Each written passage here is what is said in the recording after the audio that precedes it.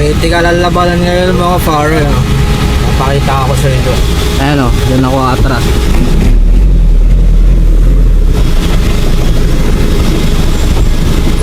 Isang maling move mo lang dito, 100% tok neming ka.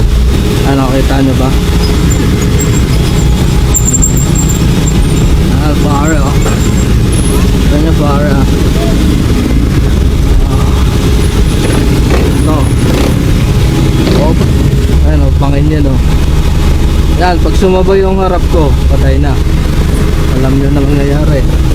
Ayan o, tingnan nyo mabuti ah.